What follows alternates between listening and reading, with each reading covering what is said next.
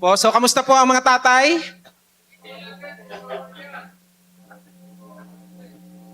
Batiin nyo naman po yung inyong mga katabi. Kamusta po kayo? Kamustahin nyo sila. So, palakpakan po natin si Lord. Ano po ang nakikita nyo sa picture? Ano po ang nakikita nyo? Bakal. Ano pa po? Espada. Kita nyo ba? Wow, gold. Ano pa? Ayun. Lahat po ng nakita ninyo ay dumaan po yan sa refinery or dumaan po siya sa, hindi naman agad siya naging bakal. Hindi naman agad siya naging espada. Hindi rin po agad siya naging gold bar. May proseso po yan. Pinapakita ko po sa inyo yan para ma-picture out po natin ano ba yung atin pong pag-uusapan. Yung po sa ginto na ating pag-uusapan, makikita po natin dyan kung paano po, hindi naman agad ganyan. Kagaya po sa atin bilang mga mananampalataya, tayo naman po hindi agad nanampalataya. Tayo naman po ay hindi agad pumunta ng fellowship. Ano po?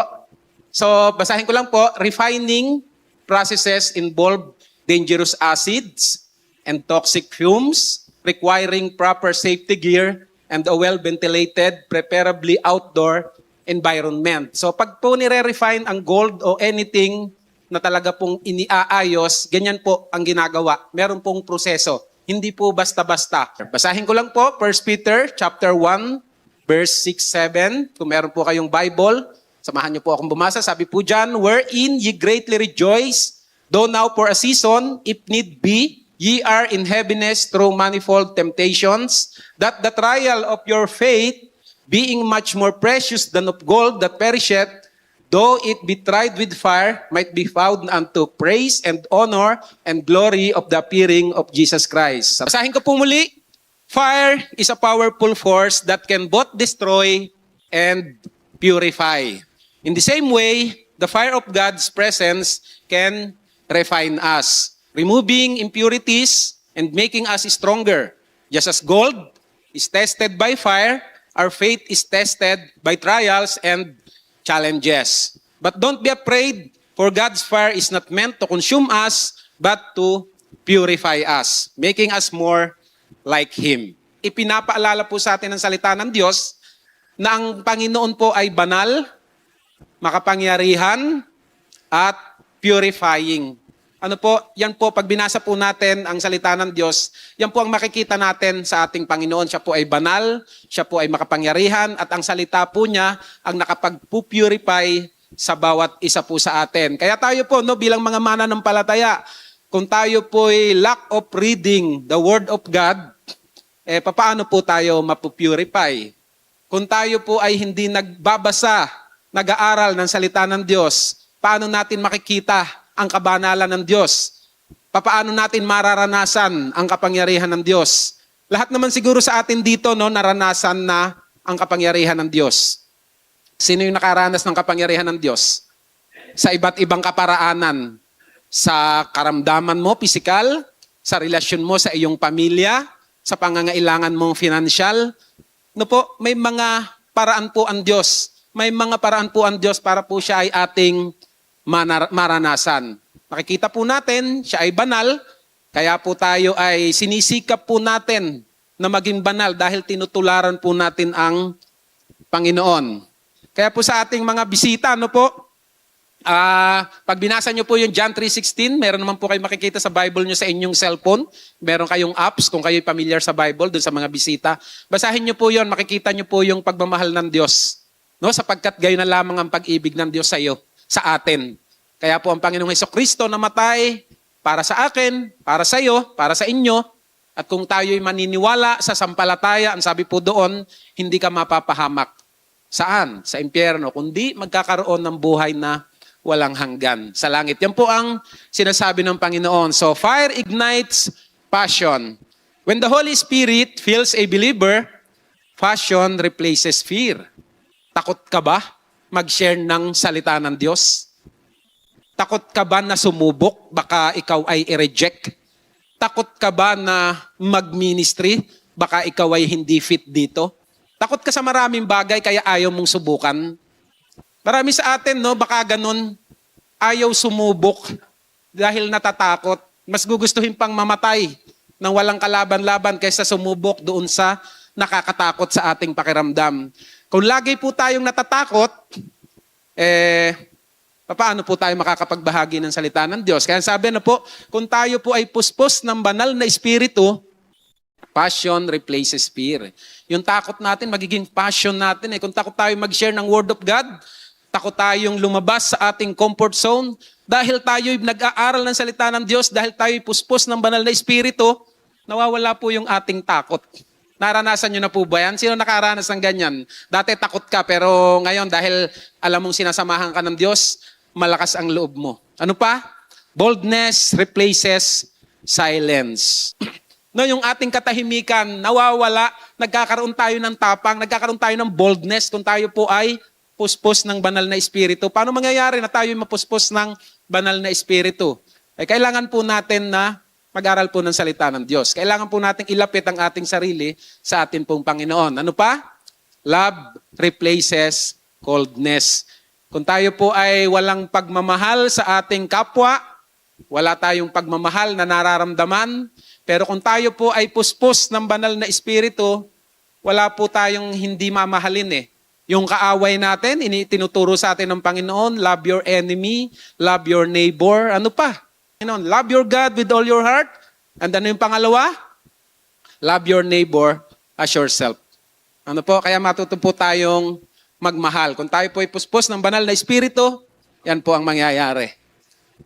The fire of the Spirit empowered ordinary people to do extraordinary things.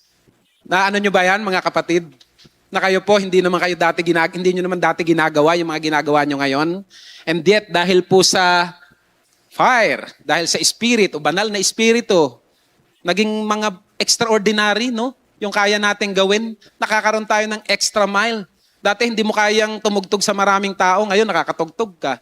Dati hindi mo kaya magsalita sa maraming tao, ngayon nakakapagsalita ka. So, ano po ang nangyayari, no? Kung tayo ay Spirit-empowered, ano po, yung fire na yon, tayo po ay makakagawa ng mga bagay na extraordinary. Hindi po tayo yon, kundi yun po ay dahil sa paggabay ng banal na Espiritu. Number 4, strange fire versus holy fire. Not all fire is from God. The Bible warns about offering strange fire or unauthorized worship or self-made spirituality. No po, sabi ng Panginoon, sabi ng mga Pariseo, no, sabi niya, kami po ay nagpalayas ng mga demonyo sa pangalan nyo, kami po ay nakagawa ng milagro, kami po ay nagpagaling. Pero anong sinabi ng Panginoon? Magsialis kayo, magsilayo kayo. Hindi ko kayo nakikilala. Kaya po sa atin mga kapatid, examine po natin ang ating mga sarili. Ano po? We must seek genuine repentance. Baka po tayo ay gaya-gaya lang. Kasi yung asawa ko, nagsisi, tinanggap ang Panginoon bilang sariling tagapagligtas, gaya na rin ako. O baka po yung mga anak natin, iniisip natin, dahil tayo ay mananampalataya, baka akala po natin, porke na isasama natin yung ating mga anak, yung ating asawa sa simbahan, baka akala po natin sila'y ligtas na. Ano po? Baka akala po natin, makakasama na natin sila sa langit. So let us examine ourselves. Sa sarili po muna natin, ako ba'y talagang totoong mananampalataya? Ako ba'y talagang totoong tumanggap sa Diyos? Ako ba ay talagang nakakakilala sa Diyos? Bakit ganito pa rin ang aking ginagawa? Sabi sa ating lesson, no, sa C2S Devotional Manual, press start. Ang sabi doon sa verse na ginamit, no, kung tayo'y bagong nilalang na, dapat yung desire natin, mga bago na rin. Ngayon, kung ang desire natin the same thing pa rin, nung tayo ay hindi pa nakakakilala sa Panginoon, tanungin natin ang sarili natin. Kung tayo po ba talaga ay genuine yung ating pong repentance. O baka tayo'y gaya-gaya lang. Ano po? Ano pa? True worship. Paano po yung true worship? Paano po natin gagawin yon? Baka akala lang po natin, ano po, pag may worship team dito, tapos tayo'y kumanta, taas tayo ng kamay, umiiyak ka pa, baka akala po natin, yun na ang true worship. Hindi po. Ang true worship po, kahit nasaan ka, kung ang sinusunod mo salita ng Diyos, magkakasala ka, pero naaalala mo, ito ang sabi ng salita ng Diyos, pag napaglabanan mo yun, wino-worship mo na si Lord. Sa ganung bagay. Huwag po tayong mamamali. Ano po, baka akala lang natin, pag nandito lang tayo sa simbahan, tsaka lang po tayo nagwo-worship. Ano, naluhod ka dyan, talagang todo ano yung worship mo, pero paglabas mo ng simbahan, paano po ang buhay natin? Ano pa po?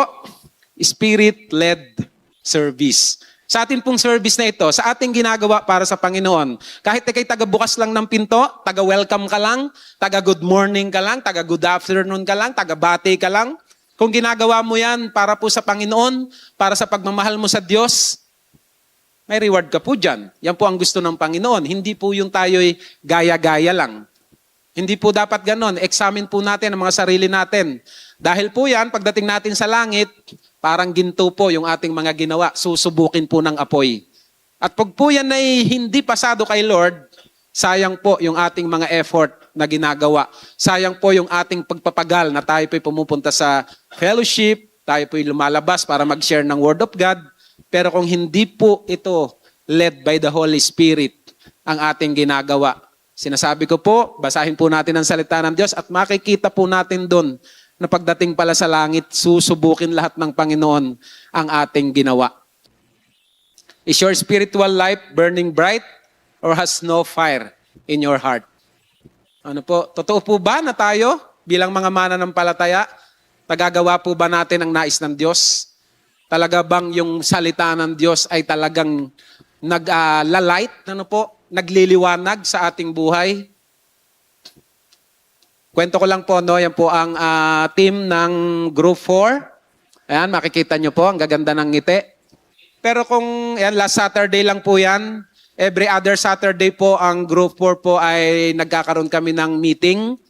Ang dahilan po ay unang-una, bawat bahay po ng mga miyembro ng Group 4, pinupuntahan po namin. Bakit? Para makita po natin, makilala natin kung saan sila nakatira, kanyang pamilya. At pagkatapos po noon, kung saang bahay po kami naandoon, yung mismong may bahay, siya po ang nagsishare ng word. Nagde-devotion po ba?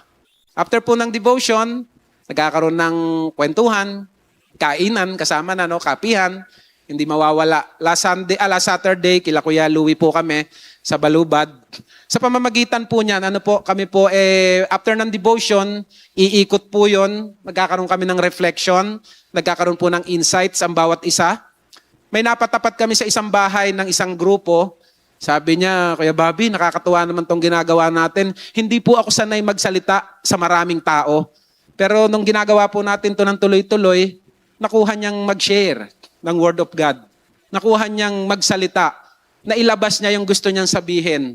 No? Nailabas niya yung mga bagay na parang ang hirap ilabas noon. So sa pamamagitan po ng aming ginagawa, mismo po sa loob ng grupo, natitrain po yung bawat isa na mag-share ng Word of God.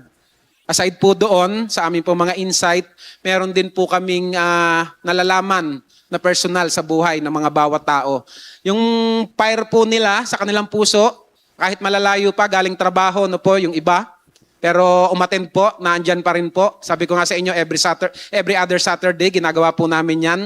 Pagka po kami nagkukwentuhan na, akala nyo lahat nakangiti, ano po? Akala nyo lahat walang dinadala at masaya. Pero bawat isa po sa kanila may dinadala. Iba-iba po ang kanilang dinadala. Merong nagkwento po dyan sa kanyang physical na karamdaman na parang nanghihina na siya, parang gusto nang sumuko. Pero dahil po sa kapangyarihan ng Panginoon, sa pagmamahal niya sa Panginoon, ayaw niya sumuko, tuloy pa rin ang paglilingkod sa Panginoon. Meron dyan, matatagal ng mananampalataya, pero pag nagkwento, nakakaranas pa rin po sila ng panghihina. Kagaya po ng bawat isa sa atin, nakakaranas po tayo ng panghihina. Pero dahil po tayo ay grupo, nagkakaroon po tayo ng palakasan sa isa't isa.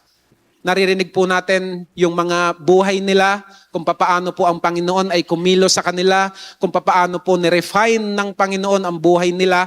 Makikita po natin na kahit ayaw na nila, kahit napapanghinaan na sila ng loob, pero dahil sa pag-i-encourage ng bawat mananampalataya, dahil sa kapangyarihan ng Diyos na nagko-convict sa kanila, nagpapatuloy po. Nagpapatuloy po sila. Kaya ako po, ano po, personally, as a leader po ng Group 4, ito po sa mga katatayan na ito, ako po ay masaya. Ako po ay nagpapasalamat sa Panginoon. Dahil kahit malalayo, pag pinatawag natin, alam naman nila every other Saturday, sila po ay dumarating. at sila po ay natututo. Yung mga iba dyan, no, kung kilala nyo sila, meron dyan mga tahimik eh. Meron dyan hindi mga masyadong nagsasalita. Pero pag kayo'y nag-share-share para kayong magkakabarkada, isa po sa agenda namin yon na magkaroon po ng closeness yung bawat katatayan sa amin pong grupo. Siyempre sa lahat, ano po sa bawat isa. Pero siyempre meron tayong mga kani-kaniyang ginagawa. So kaya po ako nag-set ng every other Saturday po, nagmi-meeting po kami. So ilang po, to God be the glory. And ito po yung ating, sige po, palakpakan natin si Lord. Kung para kay Lord, yung malakas pong palakpak. Para kay Lord. Mas masaya kung kasama ka namin dito sa Pinoy Islam Men's Ministry. Welcome!